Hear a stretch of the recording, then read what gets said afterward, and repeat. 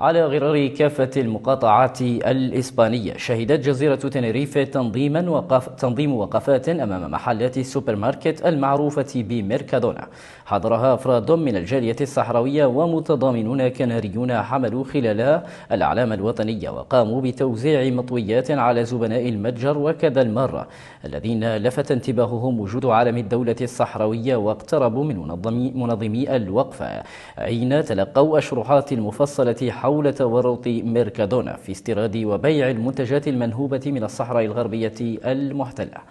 تجدر الإشارة إلى أن ميركادونا تقدم بعض المنتجات من أنواع مختلفة من الأسماك والمأكولات البحرية الطازجة والمجمدة، بما فيها أجود أنواع الأخطبوط في العالم الذي مصدره الداخل المحتل، على أنها منتجات إسبانية أو منتجات مستوردة بطرق شرعية من دول الجوار، بينما هي منتجات منهوبة من أراضي الصحراء الغربية المحتلة.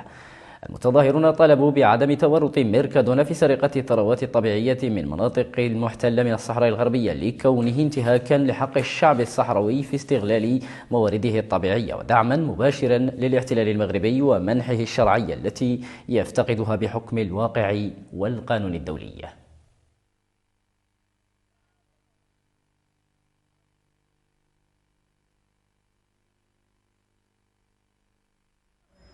¡Stop al robo de recursos!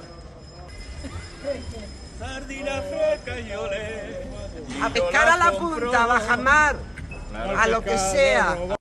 Pero sardinas de aquí. Y si son del Sáhara, a la pesca artesanal canaria.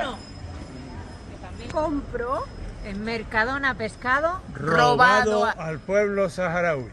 Ni fresco, ni congelado, ni enlatado. No compro en Mercadona pescado robado pueblo saharaui. اليوم في هذه الوقفة للتنديد بهذا الاستنزاف ثروات خيرات الصحراء الغربية من أمام ميركادونا، أنها ميركادونا تساعد في نهب خيرات الثروات الصحراوية، لأنها تقتني وتشتري وتستورد منتجات من الصحراء الغربية.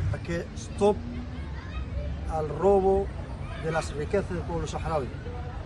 Desde siempre nosotras luchamos por el derecho de autodeterminación del pueblo saharaui y también para la defensa de lo que es el territorio y el producto saharaui. No podemos permitir el expolio de lo que es un territorio que en realidad es un territorio ocupado y reconocido desde las Naciones Unidas.